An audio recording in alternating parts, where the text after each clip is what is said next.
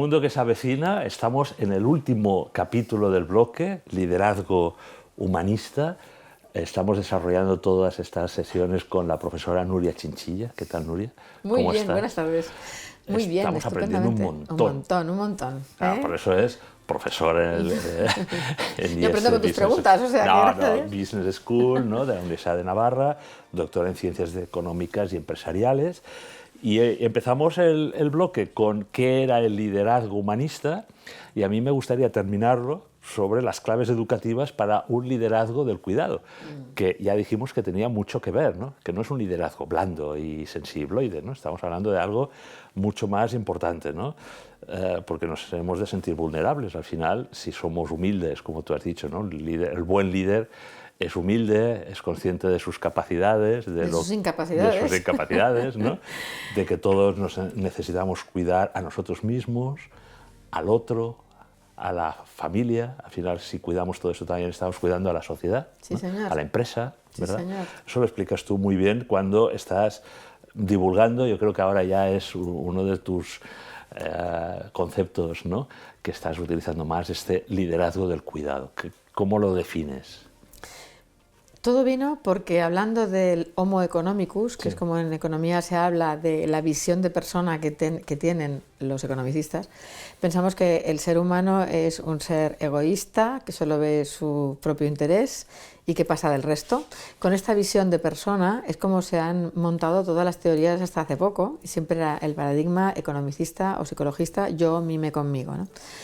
Entonces, creo que tenemos que pasar de este Homo economicus a lo que alguna vez se habla de Homo curans. Homo curans quiere decir el hombre que cuida, la persona cuidadora, Homo mulier, es igual, que cuida y que cuida de los demás y también de sí mismo, porque si no sabemos que los cuidadores también se queman durante el proceso de cuidar a otros porque no saben poner límites, ¿vale?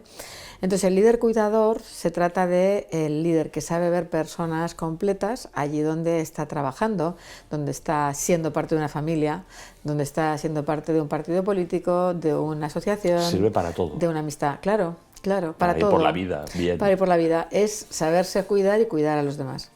Porque todos somos interdependientes. Todos somos interdependientes, absolutamente. Y no hay nadie que sea, como dice, no, yo soy independiente, perdón. Es que ni Dios es independiente. Son tres personas, claro. Tres personas entonces, en uno, ¿no?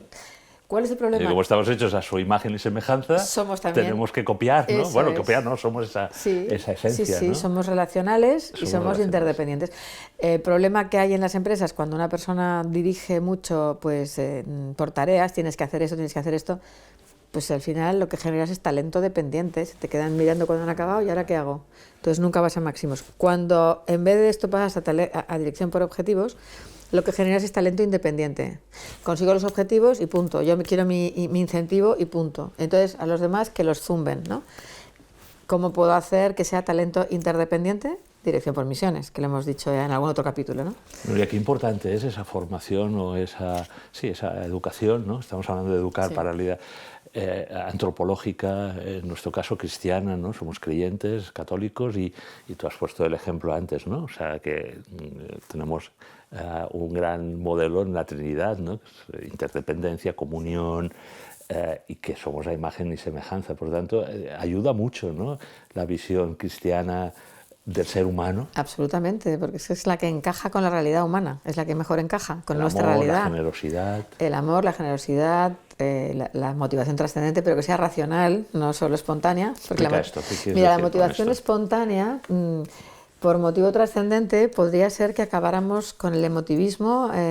Por ejemplo, pues no sé, alguna cosa que les digo a la gente, si tú a todo el mundo que te pone la mano y te pide por la calle le das dinero, esto es motivación espontánea por motivación. ¿Pero qué quiere decir? Que al final, en vez de ayudar, les estás enganchando a que pidan todo el mundo. Y entonces dices, pero esto no es bueno, aprenden negativamente, porque a lo mejor algunos de ellos lo que pueden hacer es trabajar en otras cosas. Y lo que tienes que hacer es abrirles una puerta distinta, ¿no? Entonces, la única que vale la pena y donde realmente crecemos es la motivación racional por motivo trascendente. O sea, que discernimos qué es lo que toca ahora, qué es lo que conviene. Y a pesar que me gustaría hacer esto, pues hago lo otro, porque veo que es lo que conviene para mí y para el resto, ¿no? Todos aprendemos en positivo y es para el bien del lado, ¿no? Y del mío también, claro, porque aprendo también. Entonces lo bonito es esto, que no es que sea solo para los demás, sino que con los demás y trabajando para los demás yo también crezco. Entonces, eso es lo bonito, más que algunos que hablan de, ahora se ha puesto de moda, motivación prosocial. Entonces la gente dice, ¿es lo mismo motivación trascendente? Digo, no es lo mismo. Prosocial, que son americanos los que lo están haciendo, Grant y compañía, están hablando más de cómo te das a los demás, pero en plan, pues eso, irte al tercer mundo, o sea, cosas de aquellas que yo digo, si es que a veces estás buscándote a ti mismo, es intrínseco, porque te vas al otro lado del mundo buscando no se sabe qué y luego vuelves y eres el mismo de siempre, ¿no? Bueno. Qué importante es esa educación, estamos hablando de educar para líderes humanistas y cuidadores, ¿no? Esa educación también en filosofía, en antropología, ¿no? Tú eres licenciada o doctora en filosofía. Derecho. ¿No? Y en filosofía, Sí, bueno, ¿tienes algún...? Sí, he trabajado mucho todos estos temas, pero después de haber hecho la licenciatura en Derecho bueno, y el pero máster. que también ahora en estos momentos, ¿no? Sí, se está, sí.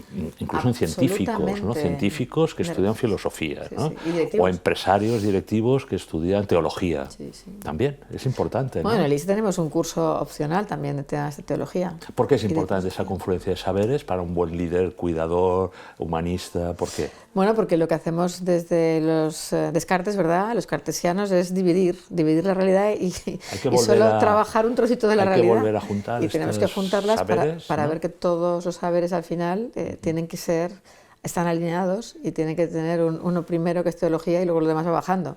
Si no tienes la teología, pues por lo menos filosofía. O sea, tenemos que ir entrando en lo que es la persona humana, por eso la antropología filosófica es tan importante, y a partir de ahí trabajar con realidades. Lo que no puede hacer un directivo es trabajar con algo que no sea realidad, porque te devuelven la jugada en negativo, ¿no? Entonces es bueno hacerles conscientes de cuál es la realidad y que pueden decidir lo que les dé la gana, pero no pueden conseguir lo que les dé la gana. Según como decidirán y tendrán consecuencias contrarias a las que querían, ¿no? Y que la próxima vez no podrán hacer lo mismo que han hecho, porque los que tienen delante les van a reaccionar diferente. Y la confianza, que es la base de toda la economía al final. Los mercados funcionan porque hay confianza. Las familias funcionan porque hay confianza.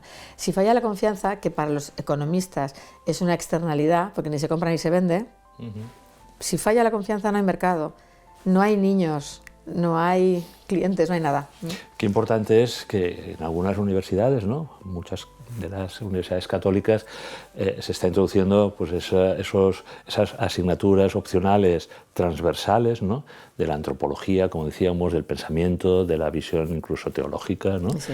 Esto en la UIC, por ejemplo, el Josep Curcó, ¿no? Profesor que está enlazando razón y fe, pero a través de la filosofía. Lógicamente es como él explica, como el moderador, ¿no? Entre dos realidades y dimensiones, ciencias, ¿no? Que no tienen por qué mezclarse, ¿no? Un científico no tiene por qué utiliza su método, ¿no? El método científico, racional, ¿no? Claro. Experimental, objetivo. Un teólogo, pues sabemos, ¿no? Es el conocimiento de Dios, como la filosofía hace de puente, hace de mediador, ¿no? Eso también pasa con la visión pragmática de la empresa, ¿no? O sea, parece como que los que tengan que ir a la empresa tienen que ser gente muy fría, calculadora, pragmática. Hemos visto que no, pero da esa impresión. Y además que solucione problemas, ¿no? Casi como los ingenieros, ¿no? Y en cambio, como tú dices y hemos comprobado, pues hay gente con muchas aspiraciones en teología, en pensamiento, que lo introducen y después son líderes maravillosos, ¿no? Líderes humanistas. De hecho, hace ya unos 20 años hubo una vuelta a la filosofía y a lo que era la humanidad, al humanismo, Las también humanidades. En Estados Unidos, porque como se habían dado cuenta ya, Goshal y compañía empezaron a escribir que nuestras escuelas de negocios, que no de empresa, estaban haciendo las cabezas de los alumnos pequeñitas y que les metían en esos intereses pequeños y que no ayudaban a nada, ¿no? Entonces, al revés, ayudaban a ir en contra de la realidad.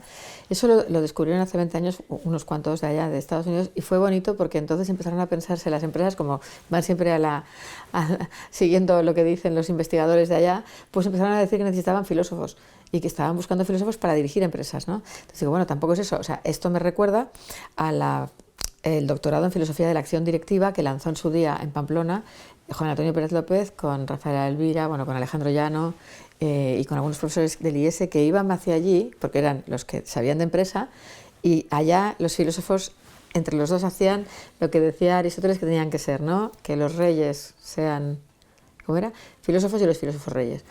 Pues que los empresarios sean filósofos y los filósofos empresarios. O sea, un poco la idea de, oye, las dos partes son importantes. Pero por eso te decía, ¿no?, que estamos intentando explicar claves para la educación de los futuros, o los presentes y futuros líderes, hombres y mujeres, ¿no? Sí.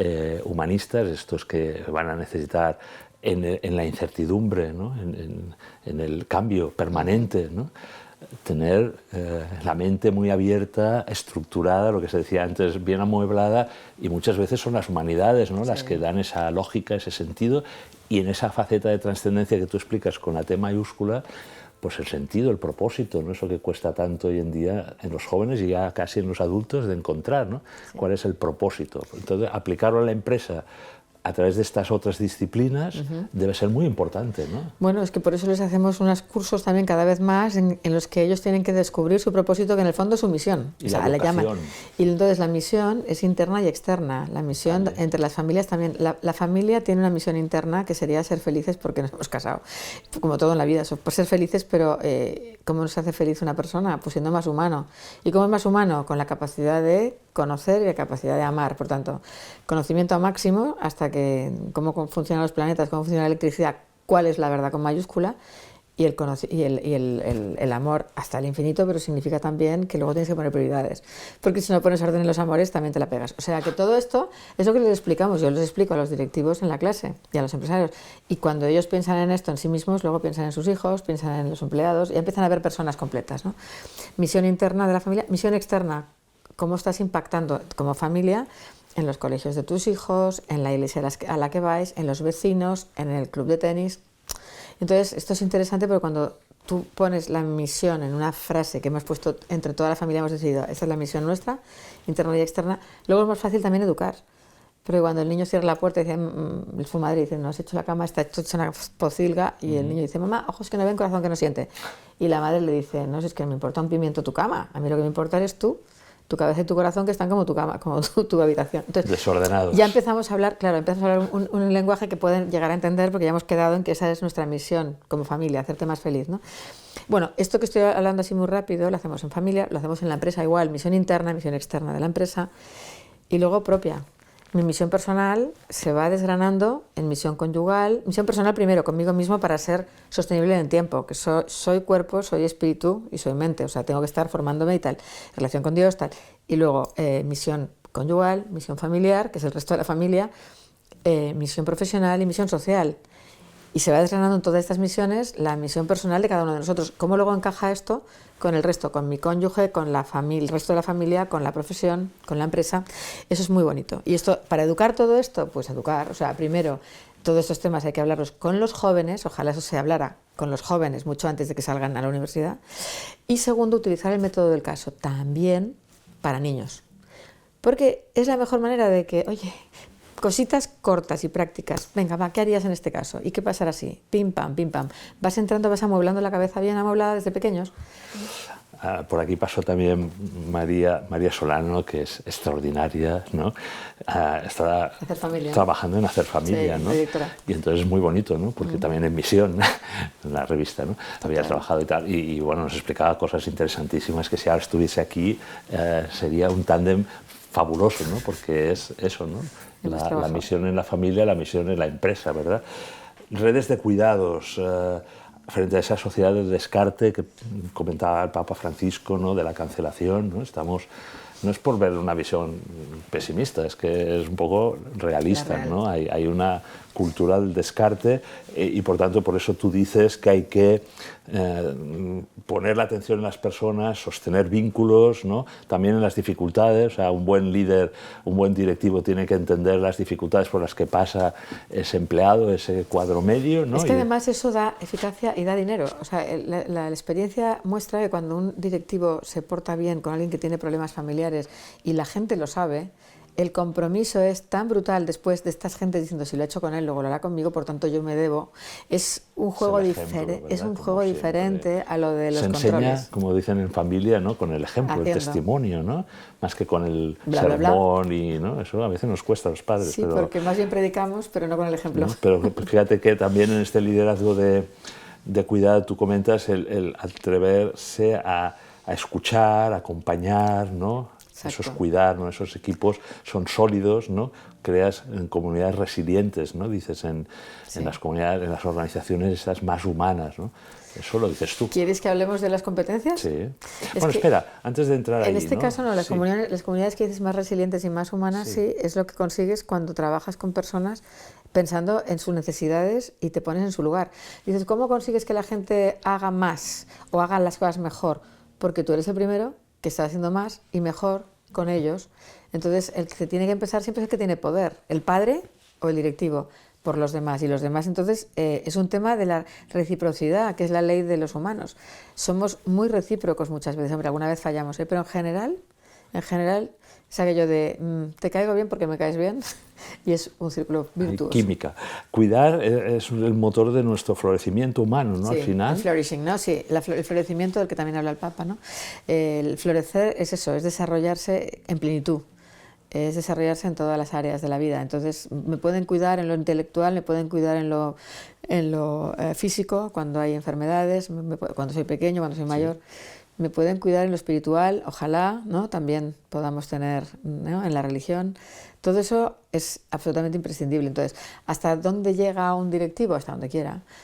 Yo como profesora, en clase no, pero fuera de clase hablo de todo y más. En las comidas con alumnos. ¿Sin ser paternalista ni maternalista? No. ¿O sin que se vea como alguien que no, porque se entromete? Piensas, o sea, haces pensar, haces preguntas, pones ejemplos, das referentes de gente que lo ha hecho muy bien. Gente que es tiene un buen método que utilizas, lo tienes ya muy elaborado, ¿no? Esto, ¿no? No solo el método del caso, es como tú dices, escoger bien los testimonios, ¿no? Claro. Cuando haces libros explicas, ¿no? Este que habéis hecho también cuando hiciste, ¿no? Con Maruja, Moragas, tal, ¿no? O sea, ese método de explicar lo que se vive también, ¿no?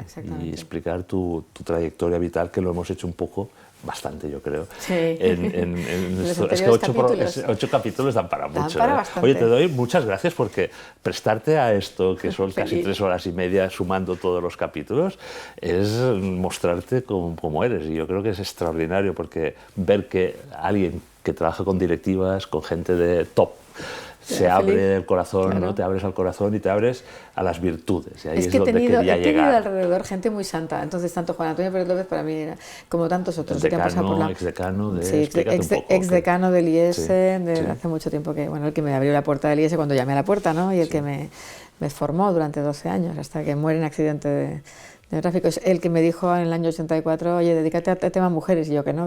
Sí. Y luego también, pues Maruja Moragas, otra que tal, ¿no? Otra mujer excepcional y tantos otros que nos rodean. Yo creo que bueno, los santos de la puerta de al lado, ¿no? Que decía... Era San Agustín el que decía San Francisco. Papa Francisco, bueno, que lo dijo, lo cogió, Agustín, claro. Sí.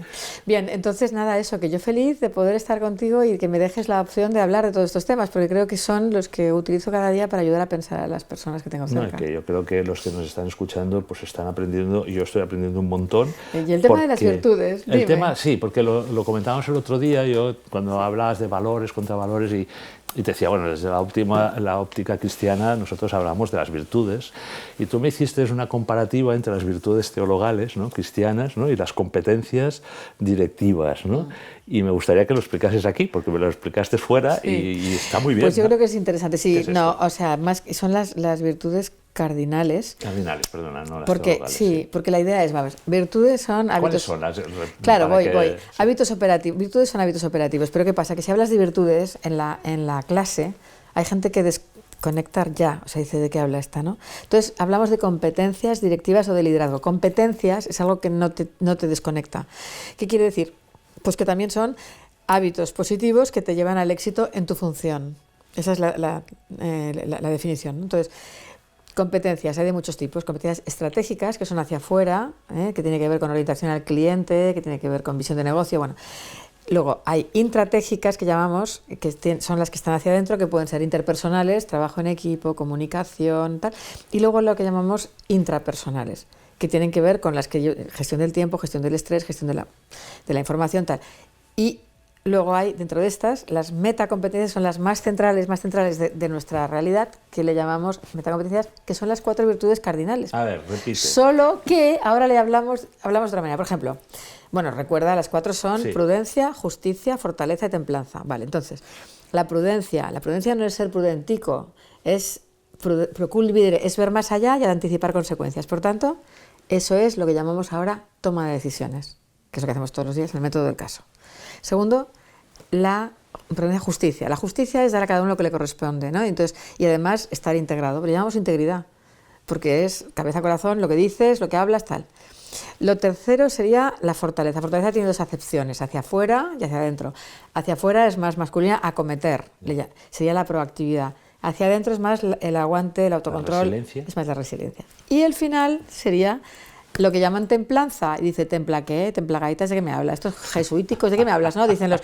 Entonces yo digo, no, vamos a hablar de inteligencia emocional. Vaya, toma ya. Bien, está muy bien buscado esto. Goleman le puso bien, este nombre, ¿no? a lo que sabía desde Aristóteles, vamos, pero le puso un nombre nuevo y se ha hecho de oro con sus inteligencia emocional books, ¿no? Así que nada, esos 4 son las 4 competencias de liderazgo más de fondo y que en realidad les llamamos metacompetencias, pero son las 4 virtudes cardinales. Y además, vamos terminando el capítulo, pero no quiero dejarme de 2 temas muy personales para tu formación y por tu situación espiritual, ¿no? Que es la santificación del trabajo. Eso es importante, ¿no? Muy, muy importante. ¿Cómo lo vives? Bueno, yo lo he aprendido de los que me han regadeado, que me han venido antes, ¿no? Que yo en el IES. Claro, San José María Escrivá de Balaguer, fundador de la obra, del Opus Dei, diciendo que lo que teníamos que santificar el trabajo ordinario, el día a día, todo lo que hacemos, cara a Dios, por pequeño que sea, desde cómo haces una tortilla, cómo barres, eso es orar. O cómo diriges. Cada hora de trabajo es una hora de oración. Cada hora de estudio es una hora de oración, cada hora de trabajo es una hora de oración, sí, esa es la idea. Es bien bonito. Y eso lo encardinas en esta visión que hemos tenido esperanzadora, ¿no? Estamos terminando, pero que, como siempre, en clave de esperanza, ¿no? En esa visión de esperanza de querer cada vez más un liderazgo humano y centrado en el cuidado de las personas y de las familias, ¿no? Sí. ¿Esa es tu esperanza? Esa es mi esperanza y estoy viendo que estamos consiguiendo muchas veces cambiar la cabeza y el corazón de la gente. A través de la cabeza cambias corazones que estaban muy petrificados. Y alguno te dice, qué pena no haberte conocido 30 años antes, ¿no? Porque realmente no hubiera tenido 3 divorcios seguidos, pero ya los he tenido. Bueno, pues da igual, a partir de aquí para adelante, ¿qué haces, no? Y por eso tenéis en el IES, ¿no? Una imagen, casi se ha convertido en Nuestra Señora del IES, ¿no? Que es preciosa, ¿eh? La Virgen de la Esperanza. A ver si ponemos una imagen de la Nuestra Señora de la Esperanza, ¿no? Y yo veo que muchas veces a tus alumnos cuando terminan, ¿no? Sí. El curso y tal, te los llevas. En el IES está en un rincón, en un jardín. Muy esquinado, sí, ahí está. Pero...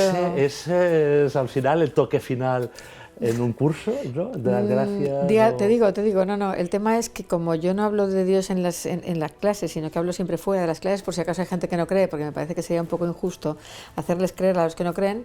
De entrada yo hablo de trascendente de aquí para abajo, tejas para abajo, y luego la trascendencia con mayúscula la hablo en las comidas, en los desayunos, en las meriendas. Entonces, en las comidas, como son mesas de 8, y yo como con todo el mundo, o sea, de 8 en 8, ¿eh? Entonces ahí es cuando les hago la broma de que se han encontrado a Wally, lo digo porque está tan escondida que no van a encontrar de la Virgen. Exacto, yo digo la escultura, sí. Entonces al final encuentran la escultura, la Virgen de la Esperanza, les cuento un poco la historia que tiene que ver con Maruja Moragas, porque me la pidió una médico. Tienes un poquito de tiempo para explicarla, cuenta. Pues una médico, cuando muere Maruja Moragas de cáncer, pues me pide tener una imagen de 2,20 metros para llevarla al Amazonas, nada menos. Y yo le dije que no tengo tiempo, no tengo dinero, lo siento, tal. Al tercer año de la muerte de Maruja dije yo, ¿por qué le he dicho que no a la Virgen? O sea, ¿qué me pasa? Entonces hicimos un crowdfunding, me puse en marcha, buscamos la escultora y la llevamos al Amazonas, a un lugar a 2 horas al norte de Manaos, ¿sí? En medio de la selva, porque no había ningún lugar a 100 kilómetros a la redonda para que se pudieran reunir las personas que allí vivían, ¿no? Las comunidades ribereñas que se llaman. Y entonces, nada, mi yerno hizo la capilla, hizo un buen pozo de agua fresca tal, y fuimos allá, y aquello parecía la misión 2, ¿no? Que llevaron, la gente venía a bautizarse, a casarse, bueno. Cuando volvimos, alguien me decía, ¿dónde está la Virgen? Y yo, ¿cómo que dónde está? Con lo que nos ha costado llevarla. In the middle of nowhere, en la mitad de la nada, de la selva, ¿no? Entonces alguien dijo, no, necesitamos una aquí, porque mi marido había puesto... Aquí, quieres decir, en el IES. En el IES. Había puesto una caja que ponía Friends, y dentro estaba la gente que había puesto dinero, y debajo de la Virgen allí bien sellada, ¿no? Claro, cuando volvimos, ¿dónde está la Virgen? Pues allí, con vuestros nombres y... Pues queremos una aquí. Entonces, el queremos una aquí, yo decía... Era una escultora, ¿verdad? No sé cómo. Sí, Diana García Roy, una gran escultora que está en Madrid, En San Sebastián de los Reyes tiene todo el retablo fantástico de la iglesia de San Manuel González, una pasada, precioso, la podéis ver por internet eso. Y la verdad es que, bueno, nos ayudó muchísimo a hacer una figura actual de la Virgen María muy tierna con su bebé. A partir de aquí, ¿qué pasa? Que tenemos las de 30 centímetros, las de 20, y el lema es todo es posible con amor y perseverancia. Y tenemos la de 1,10 m, que es la copia también un poco más grande. Y la gente cuando la llevo allí pues les gusta, les doy la estampita y bueno, algo se llevan, ¿no? Algo se llevan de a lo mejor nunca habían pensado y digo, bueno, mira, con todo la gente se queda muy impactada de ver que todos los que hablamos en el IES en principio los valores están clarísimos, los límites también de lo que estamos hablando, los impactos en la gente, tal. Entonces, como ve que todo el mundo vamos como muy coordinados y orquestados en eso, aunque haya gente que no cree, porque también entre los profesores... de países bueno, y también profesores, ¿no? Que no están ahí. De la India. Claro, de todo. Pero hay unos que somos... Entonces, la gente se le impacta mucho. Central. Y luego todo, bueno, pues cómo está todo hecho, como en la WIC, ¿no? Cómo se sirve a la gente, cómo estamos siempre pendientes de lo que necesitan.